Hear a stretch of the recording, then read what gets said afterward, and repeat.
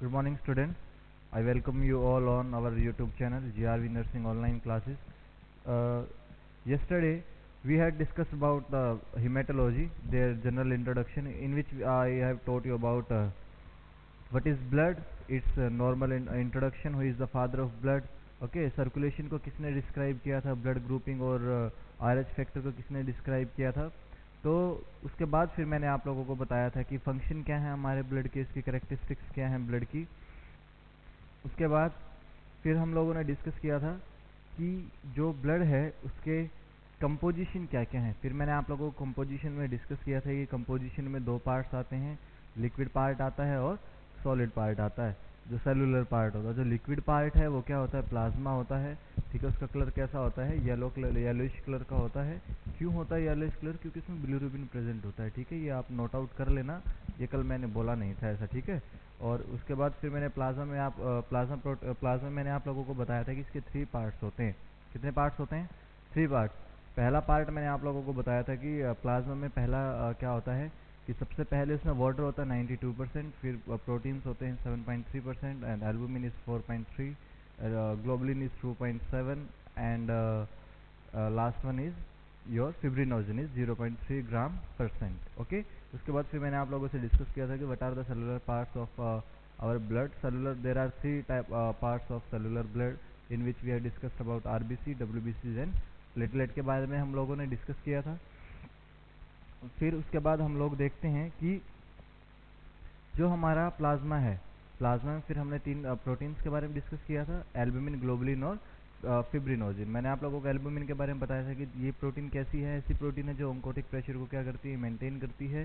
ठीक है, इसका प्रेशर कितना होता है, 22 mm ऑफ Hg होता है। ठीक है, उसके बाद फिर मैंने बताया था आप लोगों को ग्लोबुलिन। ग्लोबुलिन कैसी है, एक इन्फ्लामेटरी प्रोटीन है जो क्या करती है, इम्यूनो एंटीबॉडीज़ की फॉर्मेशन में हेल्प करती है। ठीक है, उसके बाद फिर हम लोगों ने डिस्कस किया था कि जो फिब्रिनोजिन है वो क्या होती है, क्लोटिंग प्रोटीन होती है which is present in blood. Blood भी मतलब किसमें, आरबीसीज पे ही प्रेजेंट होती है फिब्रिनोजिन मोस्टली। ओके, फिर मैंने आप लोगों से डिस्कस किया था कि अगर एल्बुमिन फीटस में प्रेजेंट नहीं है तो कौन सी प्रोटीन हेल्प करती है ऑन्कोटिक प्रेशर को मेंटेन करने में, alpha feto protein. If the level of alpha feto protein is more than 2.5 multiple of median, then you can say that the baby will suffer with NTD, neural tube defect. Okay, next one I had discussed about if the level of alpha fetoprotein is less than 2 multiple of median, then you can say that the patient the baby will suffer with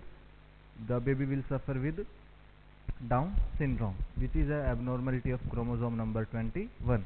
Okay, then after that I had discussed about the if alpha fetoprotein is found in CSF, then the baby will suffer with germ cell carcinoma. Okay, और मैंने बताया था कि आप लोगों का अगर albumin का प्रोडक्शन कम हो जाए, फॉर एग्जांपल कि किसी को लिवर डिजीज़ हो जाए, अगर किसी को लिवर डिजीज़ हो जाए या फिर किसी को किडनी डिजीज़ हो जाए, तो जिसकी वजह से लिवर में उसका प्रोडक्शन क्या होगा, कम हो सकता है। और अगर कम होगा तो बॉडी में क्या हो जाता है, जनरलाइज्ड एडिमा होने के चांसेस रहते हैं, और उसको क्या बोला जाता है, ड्रॉप से भी बोल सकते हो जनरलाइज्ड एडिमा को, और दूसरा क्या नाम बोला जाता है उसको, एनएसआर का। ओके, एनएसआर का भी उसको बोला जाता है, ड्रॉप से भी उसको बोला जाता है। तो आज फिर उसके बाद मैंने कल आप लोगों को बताया था कि सेलुलर कंपोनेंट जो हैं ब्लड के वो कौन कौन से हैं, आरबीसीज, डब्ल्यूबीसीज एंड प्लेटलेट। आरबीसीज को मैंने बोला था कि सबसे ज़्यादा नंबर किसके होते हैं, आरबीसीज के होते हैं। ठीक है, और इसका साइज़ कितना होता है, 7 to 8 माइक्रोमीटर पर mm cube, sorry 7 to 8 micrometer होता है। ठीक है, उसके बाद फिर इनका डिस्कवरी किसने की थी, जेम्स एम्बर्डन ने की थी। फ्रॉग में एक येलो कलर का फ्लूइड उनको मिला था, फ्रॉग को एग्जामिन करते हुए उसको रेड कलर के क्या मिले थे, सेल्स प्रेजेंट मिले थे, जिसका नाम उन्होंने क्या दिया था, रेड ब्लड कार्पस्कल्स। कार्पस्कल्स इसको इसलिए बोलते हैं क्योंकि इनमें सेल्स में क्या होता है, इसमें कोई भी न्यूक्लियस प्रेजेंट नहीं होता। ठीक है, उसके बाद फिर हमने लोगों ने डिस्कस किया था कि डब्ल्यूबीसीज क्या हैं, ये जाइंट सेल होती हैं। कैसी होती हैं, जाइंट सेल, और इन्फ्लामेटरी, और क्या होती हैं, इन्फ्लामेटरी सेल्स इनको बोला जाता है। क्यों, क्योंकि इम्यून सिस्टम के साथ ये काम करती हैं। कोई भी फॉरेन पार्टिकल अगर हमारी बॉडी में एंटर करता है तो वे क्या करती है, अपनी एक्टिविटी उसको क्या करती हैं, शो करती हैं, जिसकी वजह से हम क्या बोल सकते हैं कि इनको प्रोटेक्टिंग सेल भी बोला जाता है। इनकी डिस्कवरी किन्होंने की थी, गैब्रियल एंड्राल ने इसकी क्या की थी, इनकी डिस्कवरी की थी, और इनको क्या नाम दिया था, प्रोटेक्टिंग सेल्स भी इनको बोला जाता है। उसके बाद फिर हम लोग डिस्कस किया था हम लोगों ने प्लेटलेट। प्लेटलेट कैसी होती हैं, सबसे सबसे हल्की होती हैं क्योंकि छोटी सेल होती हैं। कैसी होती हैं? छोटी सेल होती हैं। उसके बाद फिर मैंने आप लोगों को बताया था कि प्लेटलेट का नंबर कितना है, 1.4 लाख पर mm³ होता है। ये क्लोटिंग सेल्स इनको बोला जाता है, ठीक है। और उसके बाद फिर मैंने आप लोगों को बताया था कि जो प्लेटलेट है वो फीमेल्स में क्या होती हैं, सबसे छोटी सेल्स होती हैं। लेकिन मेल्स में क्या होता है, मेल्स में सबसे छोटा कौन सी सेल, सबसे छोटी सेल कौन सी होती है? स्पर्म। क्योंकि जो बॉडी सरफेस एरिया है स्पर्म का, वो हेड का, वो प्लेटलेट के कंपैरिजन में क्या है, थोड़ा छोटा होता है। ओके, तो हम लोग अब नेक्स्ट डिस्कस करते हैं उसके बाद अब हम एक स्पेसिफिक चीज़ को लेकर के चलते हैं। सबसे पहले हम सेल को डिस्कस करेंगे, आरबीसी को। किसको डिस्कस करेंगे? आरबीसी को हम सबसे पहले डिस्कस करेंगे, ठीक है। आरबीसी, रेड ब्लड सेल, ठीक है। आरबीसी को डिस्कस करेंगे। अब ध्यान से सुनना, मैंने कल पहले ही बताया था कि इसको रेड ब्लड सेल की बजाय क्या बोला जाता है? Red blood corpuscles. क्या बोला जाता है? रेड ब्लड कार्पस्कल्स इसको बोला जाता है, ठीक है। अब अगर हम इसके नेम्स की बात करें कि इसके नाम क्या क्या होते हैं, तो एक चीज़ याद रखना, इसके नाम में सबसे पहला क्या बोला जाएगा इसको? हेमेटिड्स। क्या बोला जाता है? हेमेटिड्स। क्यों? क्योंकि इसके पास क्या होता है? हीमोग्लोबिन होता है। इसके पास क्या होता है? हीमोग्लोबिन होगा। दूसरा इसका नाम क्या आता है? इरिथ्रोइड। इरिथ्रोइड। और तीसरा इसको नाम दिया जाता है इरिथ्रोसाइट। थर्ड नाम क्या दिया जाता है इसको? इरिथ्रोसाइट। तो एक चीज आप लोग याद रखना कि हेमेटिड्स इसको हीमोग्लोबिन की वजह से नाम दिया, इरिथ्रोसाइट्स क्योंकि erythropoietin hormone is responsible for the formation of और the more production of RBC. That's why the particular name of RBC is erythroid और इरिथ्रोसाइट्स। उसके बाद आप लोगों को मैंने बताया था कि सबसे हैवी सेल कौन सी होती हैं? आरबीसी। तो ऐसी कौन सी सेल्स होती हैं जो सबसे हैवीएस्ट सेल्स होती हैं? आरबीसीज हैवीएस्ट सेल होंगी। उसके बाद मोस्ट कॉमन सेल हमारे ब्लड में कौन सी मिलती हैं? लाल रक्त कणिकाएं या RBCs. Most common cell of human blood कौन सी होती हैं? आरबीसी ऑफ ह्यूमन ब्लड, ठीक है। उसके बाद हम लोग स्ट्रक्चर की बात करते हैं कि आरबीसी का स्ट्रक्चर कैसा होता है। आरबीसी का स्ट्रक्चर कैसा होता है?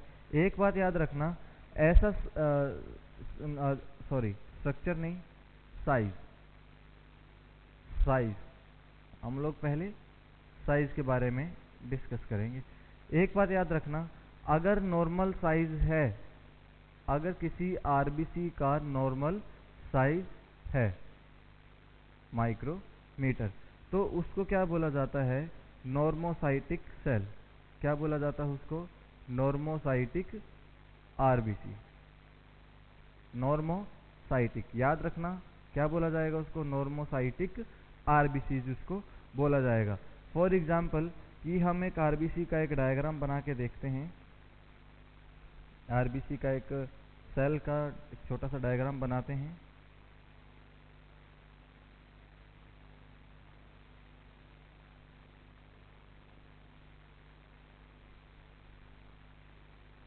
फॉर एग्जाम्पल कि एक, सॉरी थोड़ा सा सही नहीं बना है ये।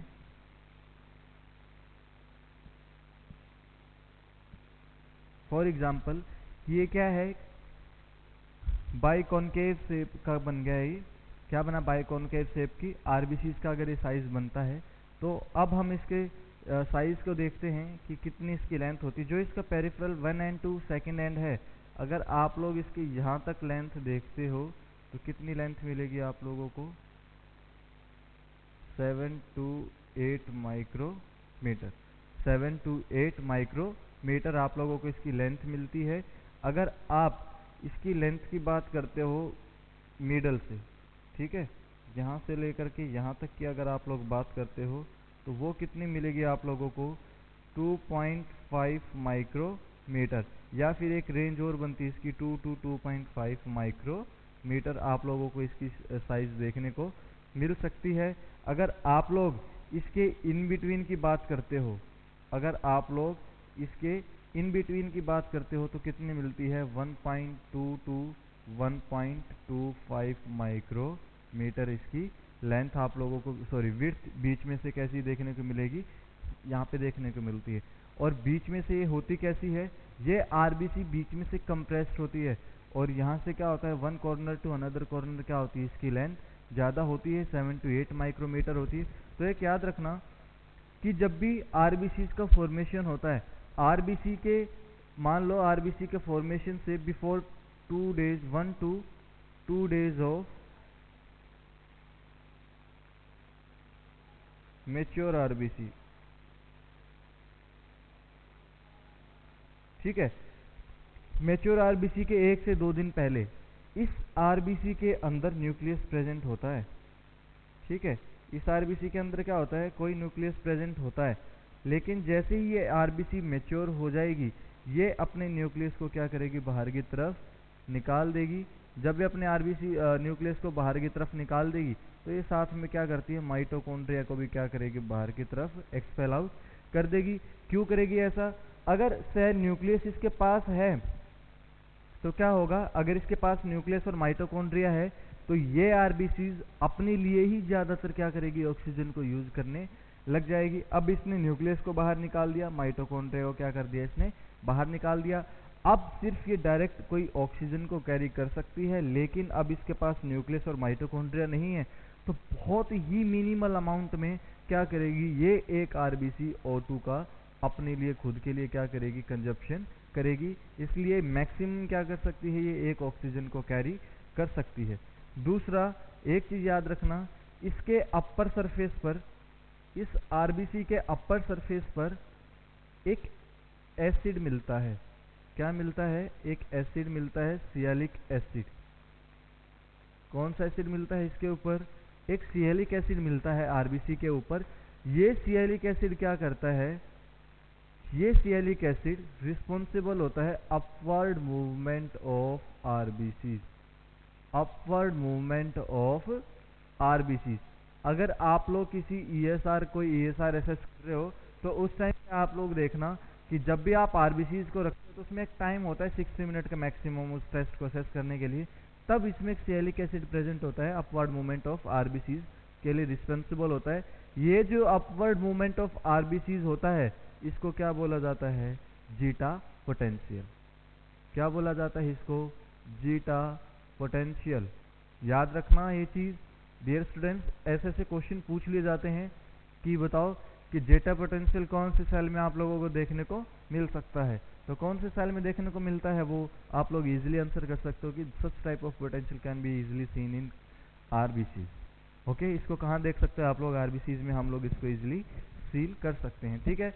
दूसरा, अगर आप लोगों से कोई आरबीसी में, कोई भी आप लोगों से आरबीसी में चार्ज पूछे, तो हमेशा याद रखना -15 मिली इलेक्ट्रो वोल्ट, -15 मिली इलेक्ट्रो वोल्ट आरबीसी पे क्या होता है, चार्ज होता है। अब मैंने आप लोगों को बोला था कि नॉर्मोसाइटिक आरबीसी कब बोला जाएगा, अगर आरबीसी का नॉर्मल साइज हो 7 to 8 माइक्रोमीटर। देखो अब ध्यान से सुनना दोबारा से, आरबीसी का क्या है, मैंने आप लोगों को बताया आरबीसी क्या है, रेड ब्लड कार्पस्कल्स होती हैं, इनका नाम क्या है, हीमेटिड्स, इरिथ्रोइड या फिर इरिथ्रोसाइट्स, आप लोग क्या कर सकते हो, इसको बोल सकते हो। उसके बाद नेम मैंने इसको दिया, ये क्या है, सॉरी हेवियस्ट सेल्स होती हैं, और मोस्ट कॉमन सेल कौन सी होती हैं, ह्यूमन ब्लड की आरबीसीज होती है, और कितने परसेंट होती हैं, ऑलमोस्ट 99% होती हैं। कितने परसेंट होती हैं, ऑलमोस्ट ये 99% होंगी। दूसरा, जो नॉर्मोसाइटिक, और जो दूसरा क्या है, जो साइज है आप लोगों का नॉर्मल कितना होता है, 7 to 8 माइक्रोमीटर क्या होता है, इसका नॉर्मल साइज होता है। अगर इसका साइज इनसे कम हो जाए, 7 से कम हो या फिर 8 से ज़्यादा हो, तो उसको आप लोग क्या बोलते हो, कैसे आप लोग उसको असेस करते हो, अब हम आगे डिस्कस करते हैं। थोड़ा सा आरबीसीज का स्ट्रक्चर आप लोग फिर से समझ लेना कि कहाँ से इसकी लेंथ कितनी होती है। अगर आप इसके राइट और लेफ्ट के बीच के विड्थ की चेक करते हो लेंथ, तो कितनी होती है, 2.2 to 2.5 माइक्रोमीटर, और आप लोग क्या बोल सकते हो, 2.5 माइक्रोमीटर बोल सकते हो। उसके बाद आप लोग अगर डिस्कस करते हो कि बीच में से जो डिप्रेस्ड जो एरिया है आरबीसी का, वहाँ पे इसकी लेंथ कितनी होती है, 1.2 to 1.25 माइक्रोमीटर इसकी क्या होती है, वहाँ पे लेंथ होती है।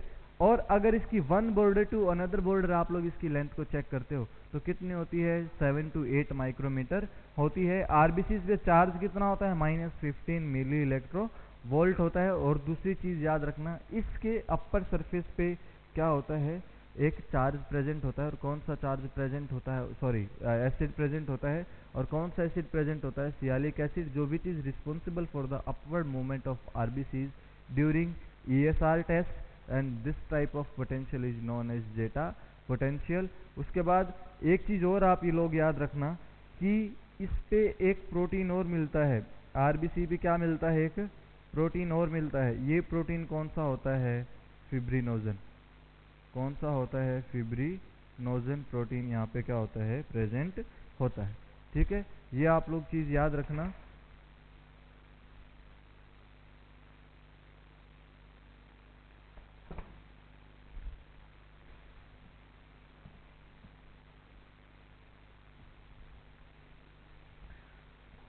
अब नेक्स्ट हम लोग देखते हैं कि जो इसका साइज है उसके हिसाब से आरबीसीज का और क्या एबनॉर्मल साइज हम लोग देखने को हम लोगों को दिख सकता है, या इसकी शेप के हिसाब से हम लोगों को कैसी एबनॉर्मल कंडीशंस हमें इसकी दिखाई दे सकती हैं। ठीक है, तो एक चीज याद रखना कि जब आप लोग इसकी साइज के बेस पे एबनॉर्मल कंडीशन चेक करते हो, तो मैंने आप लोगों को बोला अगर साइज आरबीसी का नॉर्मल है, अगर साइज आरबीसी का नॉर्मल है मतलब 7 to 8 माइक्रोमीटर है, इसको तो बोला जाएगा नॉर्मोसाइटिक आरबीसी। ठीक है, अब मैं एक कंडीशन आप लोगों को जनरेट करके देता हूं, तब आप लोग देखना कि होगा क्या। अगर साइज है किसी आरबीसी का, ये 7 है एक लिमिट, और दूसरी एक लिमिट है 8 माइक्रोमीटर तक की। ठीक है, अगर साइज इस 7 से कम मिले, अगर साइज इस 7 से कम मिलता है और साइज 8 से ज्यादा मिलता है, तो आप लोग इसको क्या बोलते हो, अगर साइज ज्यादा हो जाए तो मैक्रोसाइटिक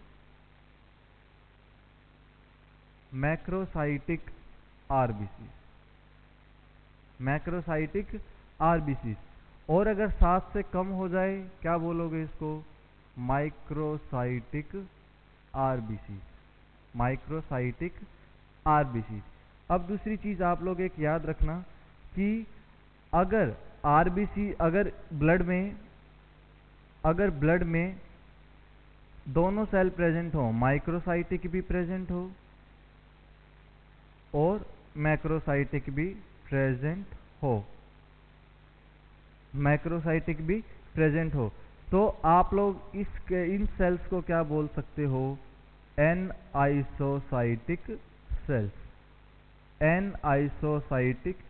ध्यान से सुनना, आइसोसाइटिक सेल्स कैसी, मतलब माइक्रो भी है, मैक्रो भी है, और साथ में कैसी सेल्स हैं, ये नॉर्मल सेल्स भी वहां पर प्रेजेंट हैं। मतलब कैसी सेल्स प्रेजेंट होंगी इसके अंदर, नॉर्मोसाइटिक, ये सभी सेल्स क्या हो इसके अंदर प्रेजेंट हो।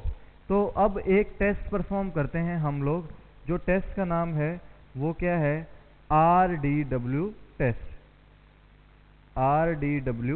टेस्ट। एक टेस्ट होता है जो रेड सेल डिस्ट्रीब्यूशन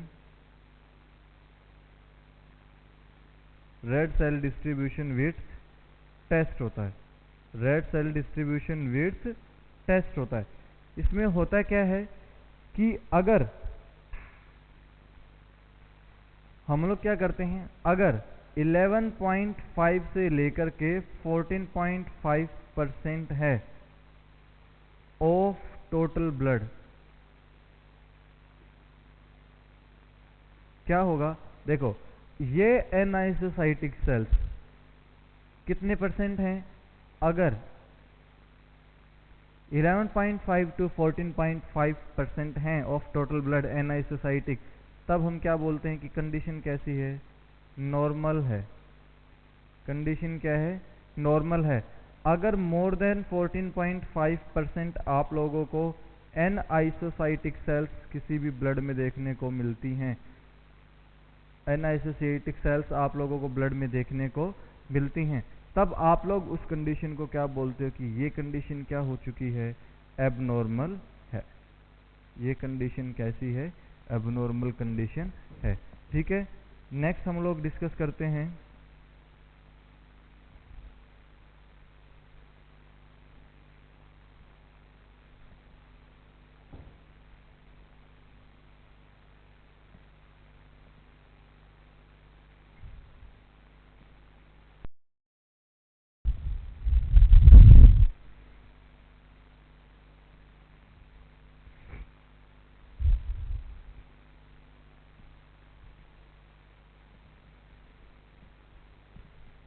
नेक्स्ट हम लोग बात करेंगे शेप की। नेक्स्ट किसकी बात करेंगे, शेप की बात करेंगे। जो पहली शेप है वो प्रायोरिटी देना आप लोग बाई कॉनकेव, दूसरी डंबल शेप,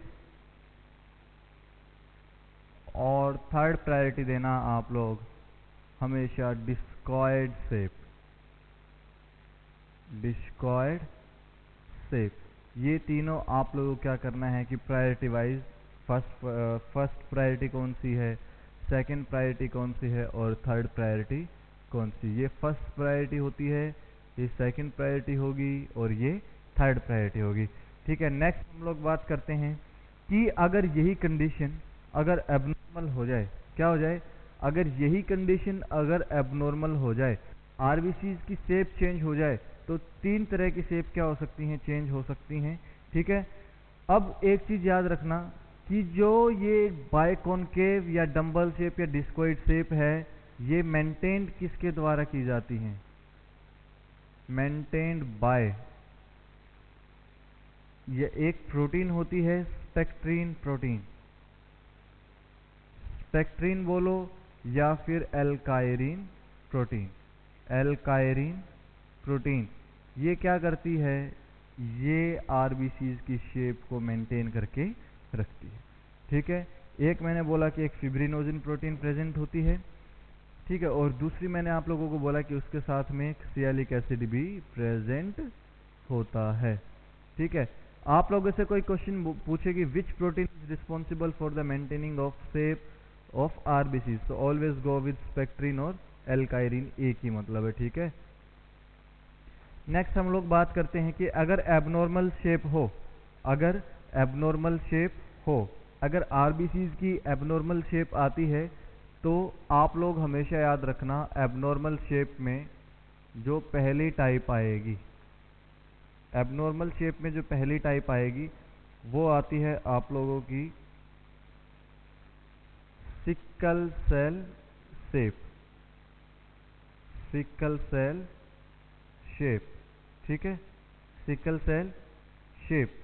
इसमें होता क्या है कि जब हमें किसी पेशेंट को सिकल सेल एनीमिया देखने को मिलेगा, जब किसी पेशेंट को सिकल सेल एनीमिया देखने को मिलेगा, तब आप लोगों को इसकी जो साइज जो शेप है वो कैसी देखने को मिलेगी, सिकल जैसी दिखाई देती है। मतलब कि एबनॉर्मल स्ट्रक्चर्स आप लोगों को दिखाई देगा कि जब मान लो कि आप लोगों को जब सिकल सेल आप लोग देखोगे तो कैसी स्ट्रक्चर्स दिखाई देती हैं, ऐसी। आप लोग कैंडी क्रश बहुत ज़्यादा खेलते होंगे, कैंडी क्रश जो गेम आता है उस टाइम पे आप लोगों को क्या लगता है, वो जो उसमें बबल्स जो पजल्स टाइप जो आती हैं, सेम वैसे आप लोगों को क्या देख सकते हो, आप लोग उसमें उसकी स्ट्रक्चर आप लोग देख सकते हो। ये कैसी होती है, सिकल सेल एनीमिया में अगर सिकल सेल शेप आप लोगों को क्या, अगर किसी को सिकल सेल एनीमिया है तब वहाँ पे कौन सी शेप आप लोग असेस कर सकते हो, पेशेंट की सिकल सेल शेप। इजी रहेगा, डिजीज के साथ ही इसका क्या दिया हुआ है, नाम दिया हुआ है।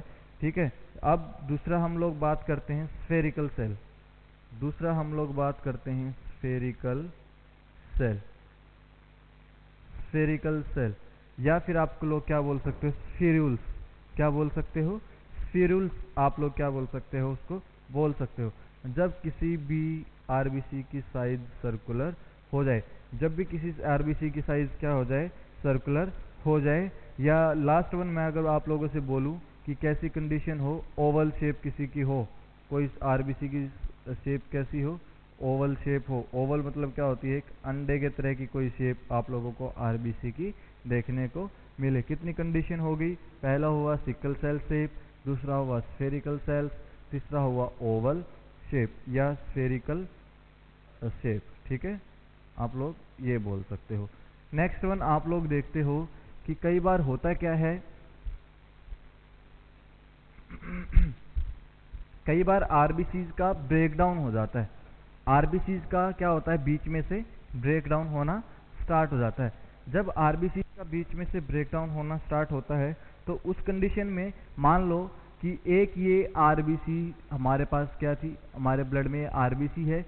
अगर ये आरबीसी बीच में से ब्रेक हो जाए, जब ये आरबीसी बीच में से ब्रेक होगी तो आप लोगों को कैसा शेप देखने को मिलेगा, आपको इस आरबीसी का ऐसा शेप देखने को मिल सकता है। ठीक है, जब आप लोगों को ऐसा शेप इस आरबीसी का देखने को मिलेगा तो जो ये फ्रेगमेंट आप लोगों को दिखते हैं, अलग अलग टुकड़े जो आप लोगों को दिखते हैं आरबीसी के, तब आप लोग इसको क्या बोलते हैं, फ्रेगमेंट ऑफ आरबीसी। क्या बोलते हैं उसको, fragment of RBC, fragment of RBC. ठीक है, जब आप लोग फ्रेगमेंट ऑफ आरबीसी इसको देखने को जब बोलते हो तो ये कंडीशन किसको लीड कर सकती है, एनीमिया को।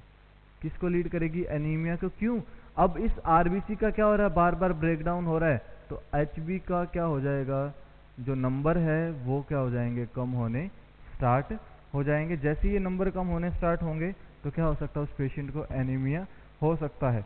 अब हम लोग बात करते हैं कि जो आरबीसीज के जो नंबर हैं, जो आरबीसीज के नंबर हैं वो कितने होते हैं, नॉर्मल 3.5 टू 6.5 मिलियन पर mm क्यूब, मिलियन पर mm क्यूब। उसके बाद डिस्कस करते हैं कि मेल में कितना होता है और फीमेल में कितना होता है। मेल में आप लोगों को देखने को मिलता है 4.5 टू मैक्सिमम 6.5 भी क्या हो सकता है, आप लोगों को देखने को मिल सकता है। और फीमेल्स में कितना रहता है, ये फीमेल्स में रहता है 3.5 टू 5 मिलियन पर mm क्यूब, पर mm क्यूब। आप लोगों को क्या हो सकता है, इतना आप लोग ये जो है आप लोग लेवल आप लोग देख सकते हो। ठीक है, अब देखो मैंने कल आप लोगों को एक चीज़ बताई थी कि अगर आप लोग ब्लड का अगर आप लोग पूरा चेक करते हो कि कितना परसेंट अमाउंट होता है, तो इसमें आप लोगों को पता है कि 45% किसका पार्ट होता है, 45% किसका पार्ट होगा,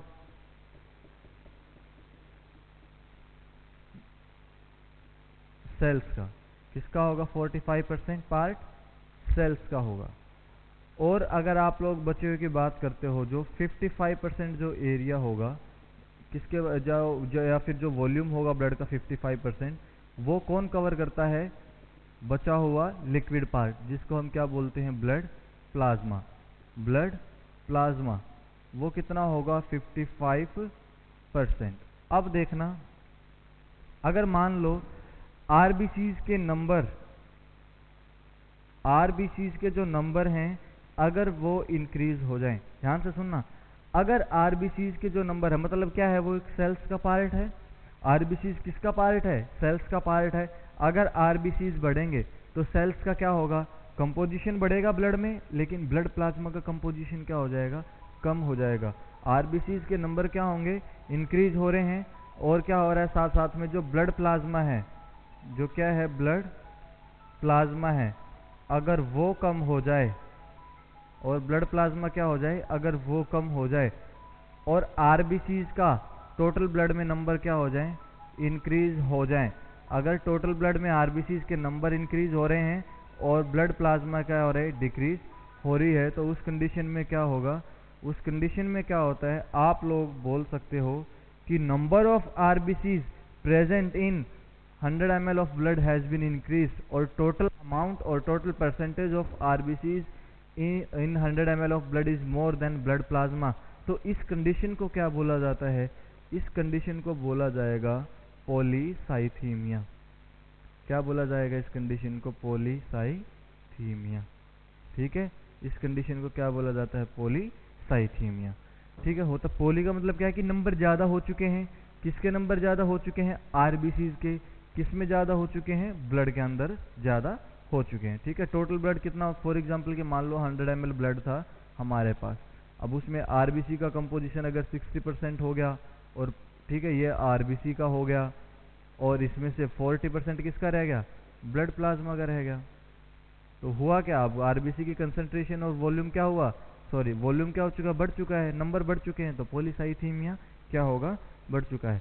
या फिर क्या बोल सकते हो इसी को, हीमेटोक्रेट की वैल्यू अगर ज़्यादा हो जाए या पैक्ड सेल वॉल्यूम की भी वैल्यू ज़्यादा हो जाए, उसी कंडीशन को क्या बोला जाता है? पॉलीसाइथीमिया आप लोग बोल सकते हो। लेकिन अगर ऐसे ही अगर आरबीसीज के नंबर कम हो जाएं, अगर आरबीसीज के नंबर कम हो रहे हैं लेकिन प्लाज्मा क्या है और भी ज़्यादा इंक्रीज हो गई, फॉर एग्जांपल कि मान लो 100 ml ब्लड था, ठीक है, उसमें क्या था कि 55% तो प्लाज्मा होना ही होना चाहिए था, ठीक है, और 45% कितना होना चाहिए था? ब्लड सेल होनी चाहिए थी। लेकिन अब क्या हुआ? ये सेल क्या हो चुकी हैं? 40% रह गई, और प्लाज्मा क्या हो गया? 60% हो गया। मतलब प्लाज्मा ने अपना लेवल बढ़ाना स्टार्ट कर दिया, और आरबीसीज का लेवल क्या हो गया? कम हो रहा है। अब आरबीसीज का लेवल कम हो रहा है और प्लाज्मा का लेवल बढ़ रहा है, तो उस कंडीशन में हम लोग क्या बोल सकते हैं कि इस कंडीशन में पेशेंट को क्या हो जाएगा? एनीमिया। पेशेंट को क्या होगा? एनीमिया होगा। समझ में आया इतना? ये क्या होगा? पेशेंट को एनीमिया हो जाएगा। ठीक है, ये सब चीज़ें आप लोगों को आरबीसीज के बारे में इतना पता होना चाहिए। नेक्स्ट हम लोग डिस्कस करते हैं कि उसका आरबीसीज का लाइफ स्पैन कितना होना चाहिए। ठीक है, आरबीसीज का लाइफ स्पैन कितना होना चाहिए, ये समझ में आया कि नंबर के हिसाब से पॉलीसाइथीमिया कब होगा? जब कंपैरेटिवली प्लाज्मा के कंपैरेटिवली जब आरबीसीज का नंबर बहुत ज़्यादा बढ़ना स्टार्ट हो जाए पॉलीसाइथीमिया, और प्लाज्मा के कंपैरेटिवली अगर आरबीसीज के नंबर कम होने स्टार्ट हो जाएं, तो उस कंडीशन में आप लोग क्या बोलते हो? उस पर्टिकुलर पेशेंट को क्या होगा? एनीमिया होगा। नेक्स्ट हम लोग बात करते हैं कि कोई भी पेशेंट है, उस पेशेंट को अगर उसके आरबीसीज का अगर आरबीसीज डेड होने लग जाएं, एक क्वेश्चन और रह गया था, अगर आरबीसीज डेड हो जाएं, अगर आरबीसीज क्या हो जाएं? डेड हो जाएं, जब उनकी पावर कम होने के बाद जब वो मर जाती हैं, उसको क्या बोला जाता है? एपोप्टोसिस। एपोप्टोसिस, ठीक है, क्या बोला जाता है? सॉरी, एपोप नहीं, एपोप्टोसिस उसको बोला जाता है। ठीक है, नेक्स्ट हम लोग बात करते हैं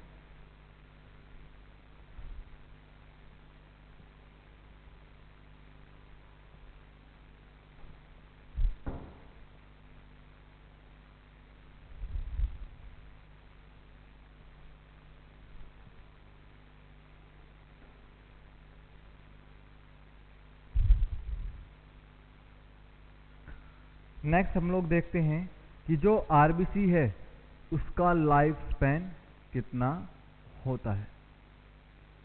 अब हम डायरेक्टली बोल देते हैं सर 120 दिन होता है, बोलते हैं सब स्टूडेंट्स। अगर किसी से भी क्वेश्चन पूछें, या पहले हम लोग भी खुद बोलते थे कि 120 डेज होता है, लेकिन यार अलग अलग एज कैटेगरी के हिसाब से अगर हम लोग देखें तो इनका क्या होता है? अलग अलग लाइफ स्पैन हम आरबीसीज का देख सकते हैं।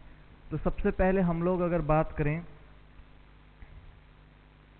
अगर हम लोग सबसे पहले बात करते हैं अडल्ट की, अडल्ट, तो अडल्ट में कितना होता है? 120 डेज। अडल्ट में कितना होता है? 120 डेज होगा। जो चाइल्ड है उसमें कितना होगा? 80 डेज होगा। और बहुत बार आप लोगों ने सुना होगा कि pre term baby, pre term baby जो कितने महीने से पहले हो जाते हैं? Before 36 weeks. जो कितने वीक से पहले हो जाते हैं? 36 वीक से पहले उनकी डिलीवरी हो जाती है। उस कंडीशन में आप लोग कितना बोल सकते हो? 60 डेज आप लोग क्या बोल सकते हो? उसमें क्या होता है? आरबीसी का लाइफ स्पैन होता है कि एक आरबीसी बनने के बाद कितने दिन तक सर्वाइव कर सकती है, वो कितने दिन तक कर सकती है? अडल्ट में 120 डेज, चाइल्ड में 80 डेज, और प्री टर्म में 60 डेज। अब हम लोग बात करते हैं कि आरबीसी का डिस्ट्रक्शन कैसे होता है। आरबीसी का डिस्ट्रक्शन कैसे होता है? तो आप लोगों को एक चीज हमेशा याद रखना कि डिस्ट्रक्शन, आरबीसीज का डिस्ट्रक्शन कभी नहीं हो सकता अगर उसकी प्रोटीन नॉर्मल है। अगर आरबीसीज की प्रोटीन नॉर्मल है तो कभी भी आरबीसी का डिस्ट्रक्शन नहीं हो सकता। मैंने आप लोगों को बोला था कि आरबीसी कैसी होती है, बाइकॉनकेव शेप की होती है, ठीक है। और इसकी शेप को कौन मेंटेन करके रखता है? एल्काइरिन प्रोटीन, एल्काइरिन या फिर स्पेक्ट्रिन प्रोटीन। ये दोनों क्या करती हैं? इसकी शेप को मेंटेन करने का क्या करती हैं? काम करती हैं, ठीक है। इसको क्वेश्चन मार्क कर लेना आप लोग। जैसे जैसे ही अगर ये शेप, जैसे जैसे ही ये एज बढ़ती जाएगी आरबीसी की, जैसे जैसे आरबीसी की एज इंक्रीज होती चली गई, तो उसके बाद होता क्या है, ये स्पेक्ट्रिन प्रोटीन लॉस हो जाती है। क्या हो जाती है? ये लॉस हो जाती है।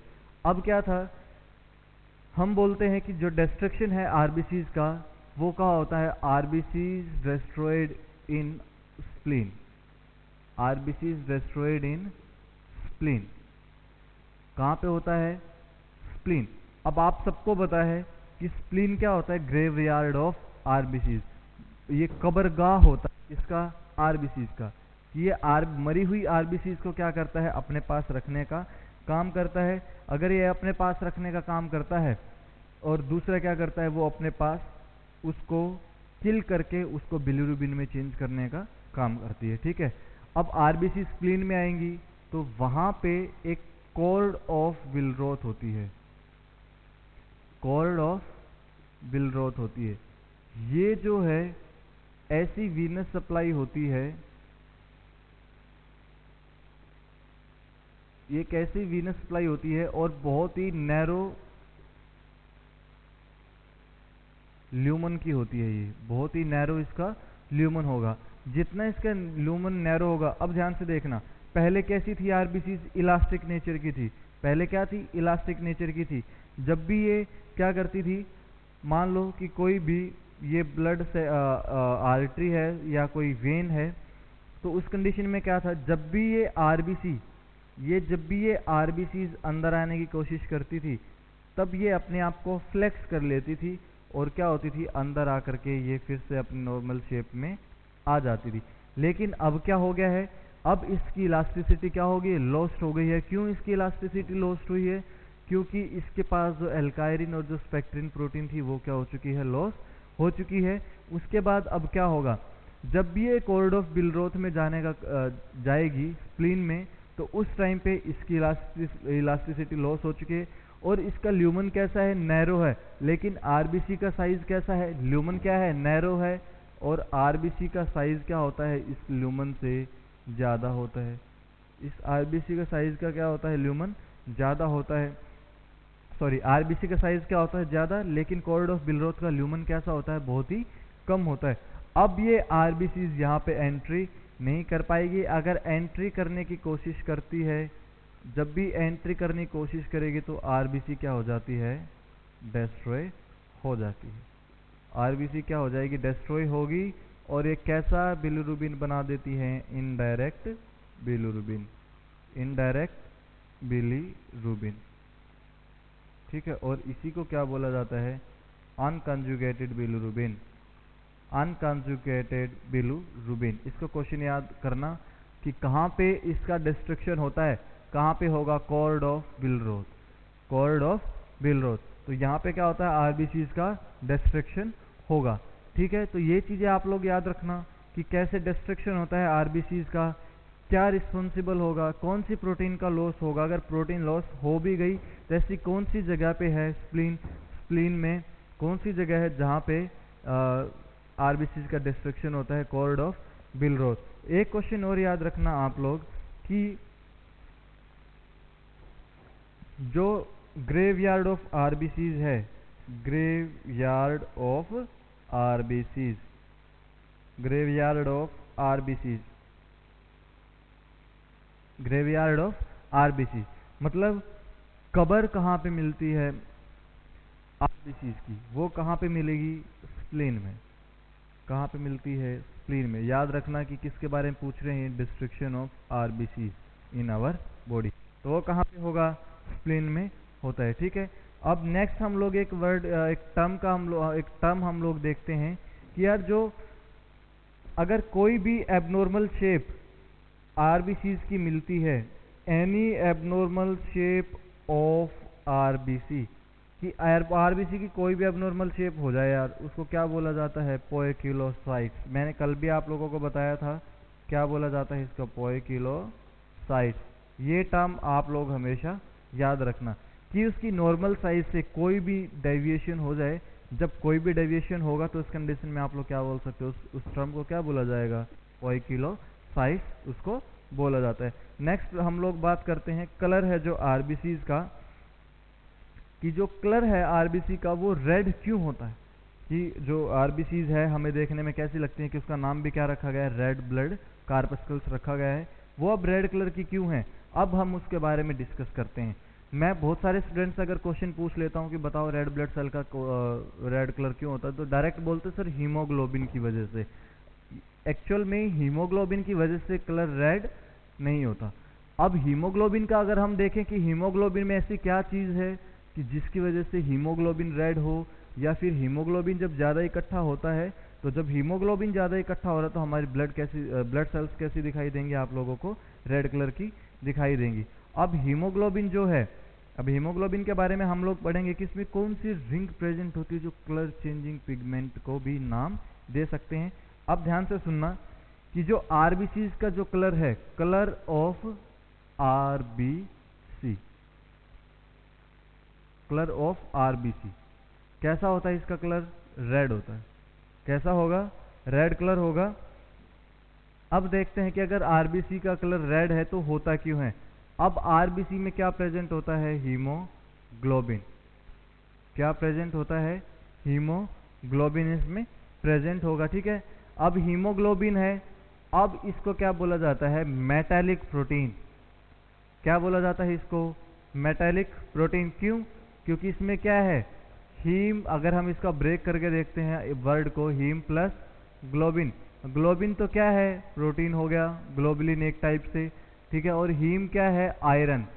हीम क्या है? आयरन। आयरन क्या है? एक मेटल होती है। और प्रोटीन, हम ये ग्लोबिन क्या है? प्रोटीन। इसलिए हीमोग्लोबिन को क्या बोला गया? Metallic protein. या फिर आप लोग क्या बोल सकते हैं इसको? रेस्पिरेटरी पिगमेंट भी आप लोग बोल सकते हो।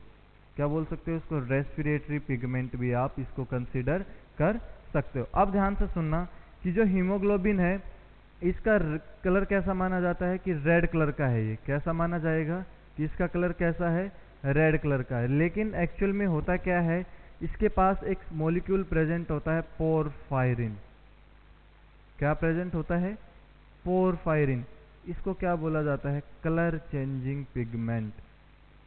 Colour changing pigment. Colour changing pigment इसको बोला जाता है। अब ये पोरफायरिन जो है इसके अंदर क्या मिलती है? Pyrrole ring. पायरोल रिंग जो किस लिए रिस्पॉन्सिबल होती हैं? Responsible for red colour of RBC. Red colour of RBC, ये चीज आप लोग याद रखना कि कौन सी चीज रिस्पॉन्सिबल होती है रेड कलर के लिए? Pyrrole ring. और वो कहाँ पे प्रेजेंट होती है? पोरफायरिन में। अब मैं बताऊं आप लोगों को कि अगर एक मॉलिक्यूल Hb की आप लोग बात करते हो, अगर एक मॉलिक्यूल है किसका? Hb का, तो उसमें कितने पोरफायरिन रिंग प्रेजेंट होंगे? 4 पोरफायरिन होंगी। और एक पोरफायरिन के पास कितने होते हैं? 4 पायरोल रिंग प्रेजेंट होते हैं। कितने रिंग प्रेजेंट होते हैं एक पोरफायरिन के पास? 4 पायरोल रिंग प्रेजेंट होते हैं। अब ध्यान से देखना, अगर एक पोरफायरिन के पास 4 पायरोल हैं और एक मॉलिक्यूल Hb के पास में 4 पोरफायरिन है, तो मतलब कितना हो जाएगा? अब एक Hb के पास कितना होगा? 1 Hb मॉलिक्यूल के पास होगा। अगर 4 पोरफायरिन रिंग प्रेजेंट थी, 4 पोरफायरिन प्रेजेंट थी, तो एक के साथ में 4 पायरोल थी, तो 4 पायरोल को इसके साथ मल्टीप्लाई कर दो। कितने आप लोगों को देखने को मिलते हैं? 16 पायरोल रिंग आप लोगों को देखने को मिलेंगे, तो कहीं पे भी आप लोगों को लिखा हुआ मिले तो हमेशा याद रखना कि एक Hb मॉलिक्यूल के पास कितनी पायरोल रिंग होती हैं, 16 पायरोल रिंग क्या होंगी उसमें प्रेजेंट होंगी। ठीक है, कितनी पायरोल रिंग उसमें प्रेजेंट होती हैं, 16 पायरोल रिंग प्रेजेंट होंगी। ये वर्ड आप लोग क्या रखना है, आप लोगों को याद रखना है। ठीक है,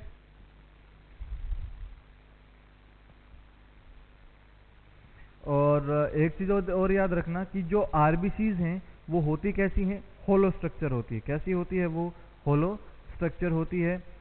अगर अब ये होलो स्ट्रक्चर है, अगर आरबीसी होलो स्ट्रक्चर है तो ऐसा क्यों है, क्योंकि अपने से क्या करती है, ये अपने पास में से अब ये न्यूक्लियस को क्या करेगी, बाहर निकाल देती है, एक्सपेल आउट कर देगी। इसके पास में कोई भी माइटोकॉन्ड्रिया नहीं, अभी ज़्यादा एरिया है इसके अंदर, और जितना ज़्यादा एरिया आरबीसी के अंदर होगा, खोखली स्ट्रक्चर जितनी इसके पास होगी अंदर, उतनी ही ज़्यादा क्या करेगी, अपने पास ऑक्सीजन को ये कैरी करने का काम करेगी। और जितना ही ऑक्सीजन को ये कैरी करेगी, और उसके साथ ही क्या होगा, ज़्यादा से ज़्यादा मैक्सिमम अमाउंट में ये आरबीसी क्या कर सकती है, उसको ट्रांसफ़र कर सकती है। अब हम लोग बात करते हैं हीमोग्लोबिन की। किसकी बात करेंगे, हीमोग्लोबिन की हम लोग बात करेंगे।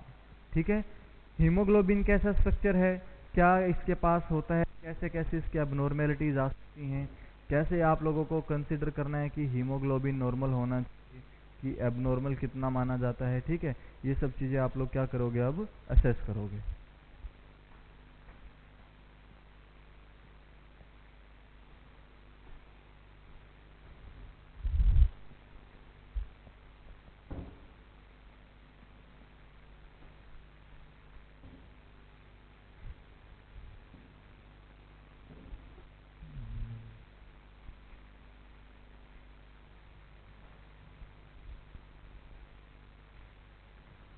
अब देखते हैं हीमोग्लोबिन के बारे में। हीमोग्लोबिन ये क्या, किसका इंपॉर्टेंट पार्ट है, ये आरबीसी का ही क्या है कि इंपॉर्टेंट, बहुत ज़्यादा इंपॉर्टेंट पार्ट है। ठीक है, तो अगर हम बात करें कि एक आरबीसी, जो एक आरबीसी है वो समथिंग कितने हीमोग्लोबिन को कैरी करती है। ठीक है, वो कितने हीमोग्लोबिन को क्या करती है, वो ऑलमोस्ट अपने साथ में कैरी करती है।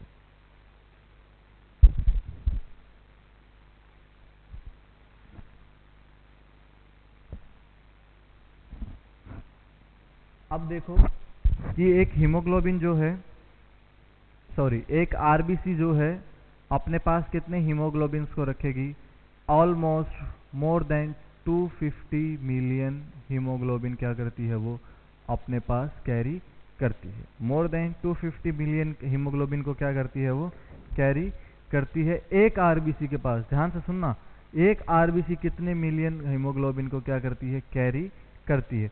अब हीमोग्लोबिन क्या है, ये जो हीमोग्लोबिन है, ये जो हीमोग्लोबिन है, हीमोग्लोबिन, ये जो हीमोग्लोबिन है, अब इसमें क्या प्रेजेंट है, हीम, क्या प्रेजेंट है, हीम, जो क्या है, आयरन, क्या है, आयरन। दूसरा याद रखना ग्लोबिन, अब इसमें क्या है, एक प्रोटीन प्रेजेंट है, ग्लोबिन, ग्लोबिन ये क्या है, एक प्रोटीन होती है, हीमोग्लोबिन। अब ध्यान से सुनना, अब मैं इस हीमोग्लोबिन को क्या बोल सकता हूं कि ये मेटलोप्रोटीन क्या है, एक पिगमेंट है, एक ऐसा पिगमेंट है जिसको हम लोग क्या बोल सकते हैं, मेटलो प्रोटीन कंपाउंड, मेटलोप्रोटीन कंपाउंड। और ये किसके लिए रिस्पॉन्सिबल होता है, रेस्पिरेटरी एजेंट, रेस्पिरेटरी एजेंट मतलब रेस्पिरेशन में कौन हेल्प करता है, हीमोग्लोबिन। क्यों, ऐसा क्या चीज़ है हीमोग्लोबिन के पास जो ये क्या करता है कि हमारी रेस्पिरेशन में इतनी हेल्प करता है। एक एचबी मॉलिक्यूल के पास, एक एचबी मॉलिक्यूल के पास 3.34% क्या होती है, ऑक्सीजन कैरी करने की पावर होती है। एक एचबी मॉलिक्यूल के पास कितने ऑक्सीजन के कितने ऑक्सीजन के मॉलिक्यूल होते हैं, 4 ऑक्सीजन के मॉलिक्यूल एक एचबी के मॉलिक्यूल के पास प्रेजेंट होते हैं। दूसरी चीज तो ये याद रखना, ठीक है, पहली क्या हुई कि एक एचबी कितने परसेंट क्या करता है, ऑक्सीजन कितनी कैरी करता है, 3.34%। अगर आप लोग 100 ml HB की बात करोगे तो उसमें कितने से कितने ml तक ऑक्सीजन कैरी हो सकती है? 12 to 18 ml ऑक्सीजन को क्या कर सकता है? ये हीमोग्लोबिन कैरी कर सकता है। ठीक है, नेक्स्ट अगर मैं बात करूं कि एक हीमोग्लोबिन के पास कितनी पोरफायरिन रिंग प्रेजेंट होती हैं? 4 पोरफायरिन रिंग प्रेजेंट होती हैं। एक पोरफायरिन रिंग के पास कितनी पायरोल रिंग होती हैं? 4 पायरोल रिंग होंगी। तो अब एक HB के पास, देख ध्यान से सुनना, एक पोरफायरिन के पास 4 पायरोल और 4 पोरफायरिन के पास कितनी पायरोल होंगी? 16 पायरोल होंगी। और तो एक HB के पास भी कितनी पायरोल होंगी? 16 पायरोल रिंग प्रेजेंट होंगी। PYROLE, PYROLE। एक HB के पास कितनी पायरोल रिंग प्रेजेंट होंगी? 16 पायरोल रिंग प्रेजेंट होंगी।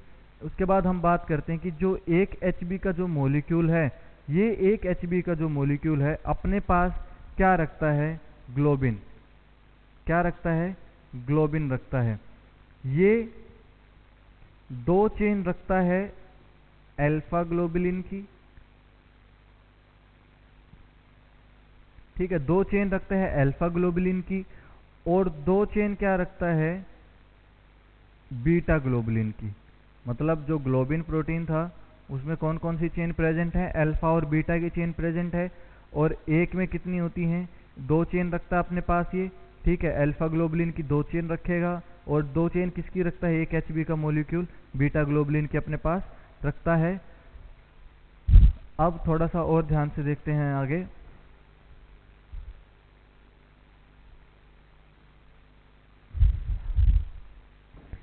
ये जो एक HB का जो मॉलिक्यूल था इसके पास क्या था? ग्लोबुलिन थी। तो इसमें से भी अब हमने देखा कि 2 चेन तो किसकी हैं इसके पास? अल्फा ग्लोबुलिन की हैं। और 2 ही चेन किसकी हैं? बीटा ग्लोबुलिन की हैं। और 2 ही चेन किसकी हैं? बीटा ग्लोबुलिन की हैं। तो एक अल्फा ग्लोबुलिन के पास में कितनी मानी जाती हैं? 4 ग्लोबिन मानी जाती हैं। एक अल्फा ग्लोबिन के पास में कितनी होती हैं? एक अल्फा अगर ग्लोबुलिन है इसके पास में 4 ग्लोबिन प्रोटीन प्रेजेंट होती हैं। अब इसके पास कितनी चेन है? 2 चेन है। एक चेन के पास कितनी है? 4 ग्लोबिन है। तो 2 के पास कितनी होंगी? 8 alpha globin. 8 alpha globin, 4 alpha globin होंगी। तो इसके पास कितनी हुई? अब 8 अल्फा ग्लोबिन हुई। तो ऐसे ही इसके पास यहाँ पे कितनी होंगी? 8 बीटा ग्लोबिन या बीटा ग्लोबुलिन होंगी। ये जो बीटा ग्लोबुलिन होती है, ये जो बीटा ग्लोबुलिन होती है ये बनती है 146 अमाइनो एसिड से मिलकर बनती है। और अमाइनो एसिड्स, ये जो अमाइनो एसिड हैं ये किसकी बेसिक यूनिट होता है? Basic unit of protein. Basic unit of protein, क्योंकि अमाइनो एसिड मिलके ही क्या बनाते हैं? एक प्रोटीन का स्ट्रक्चर का पूरा फॉर्मेशन करते हैं। जो 8 बीटा ग्लोबुलिन की जो चेन है यहाँ पे मॉलिक्यूल प्रेजेंट है, कितने अमाइनो एसिड से मिलके बनेगा? 146 अमाइनो एसिड से मिलके बनेगा। लेकिन अगर एक 8 अल्फा ग्लोबुलिन की बात करते हो, ये कितने अमाइनो एसिड से बनता है? 141 अमाइनो एसिड से ये क्या करेगा? मिलके बनता है। ठीक है, ये चीज़ें याद रखना। ये 146 से मिलके बनता है और अल्फा ग्लोबुलिन की जो चेन है 141 से मिलके बनती है। ठीक है, ये चीज़ें आप लोग याद रखनी है। किसके कंसिडरेशन था? हीमोग्लोबिन का कंसिडरेशन हम लोगों ने पढ़ा है कि एक हीमोग्लोबिन के पास में क्या है कि 3.34% ऑक्सीजन को कैरी करने की क्षमता है। एक हीमोग्लोबिन क्या करता है? ऑक्सीजन के 4 मॉलिक्यूल क्या करता है? अपने पास कैरी करने की ये पावर रखता है। और 100 ml अगर HB की बात करते हो, अगर आप लोगों से कोई नॉर्मल पूछे तो 15.5 ml करना। अगर 100 ml HB के साथ हम लोग बात करते हैं कि कितने ml ये ऑक्सीजन को कैरी कर सकता है, तो 12 to 18 ऑक्सीजन को ml ऑक्सीजन को क्या कर सकता है? ये कैरी कर सकता है। उसमें से भी कितने ml? 15.5 ml ऑक्सीजन को क्या कर सकता है? कैरी कर सकता है। एक HB के साथ पास 4 पोरफायरिन रिंग प्रेजेंट होती हैं और एक पोरफायरिन के पास 4 पायरोल हैं, तो एक HB के पास 16 पायरोल हो जाएंगी। ऐसे ही एक एचबी का जो मॉलिक्यूल है वो अपने पास क्या रखता है, वो ग्लोबिन प्रोटीन को क्या करता है, अपने पास रखता है। क्या करेगा वो अपने पास क्या रखता है, कैरी करता है, क्या चेन को कैरी करता है, एक ग्लोबिन का मॉलिक्यूल। अब क्या इसका जो ग्लोबिन प्रोटीन है वो बीटा चेन को भी कैरी करेगा और अल्फा चेन को भी कैरी करेगा। जो अल्फा चेन है वो क्या है, 141 अमाइनो एसिड से मिलकर बनती है, और जो बीटा चेन है वो किससे मिलकर बनती है, 146 अमाइनो एसिड से मिलकर बनेगी। यहाँ पे याद रखना कि ये दो चेन प्रेजेंट होती हैं और एक चेन में कितनी ग्लोबिन प्रेजेंट होती है, 4। इधर इट इज अल्फा और बीटा, दोनों में कितनी होंगी, 4 क्या होंगे, मॉलिक्यूल उसके प्रेजेंट होंगे। Okay, got it, let we proceed ahead. अब हम आगे बढ़ते हैं इससे आगे। तो अब हम देखते हैं कि हमारे बॉडी में जो अडल्ट है या फिर चाइल्ड है, तो उसके बेस पे कौन कौन से ब्लड हमारी बॉडी में प्रेजेंट होते हैं।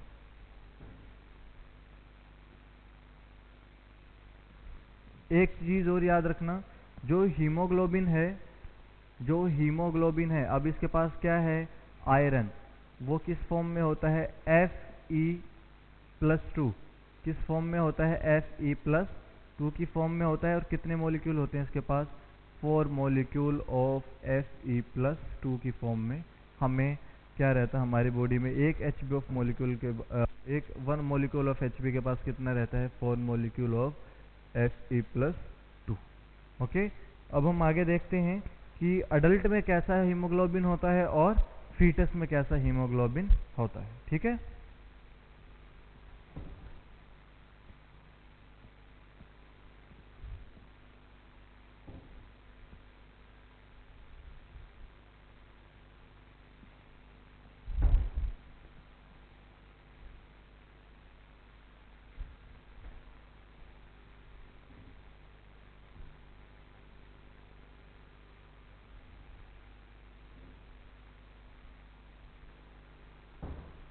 जो हीमोग्लोबिन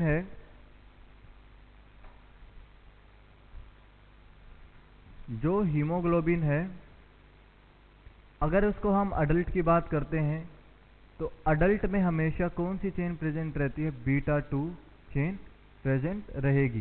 किसके साथ में, α2 के साथ में, α2 β2 की चेन प्रेजेंट रहती है।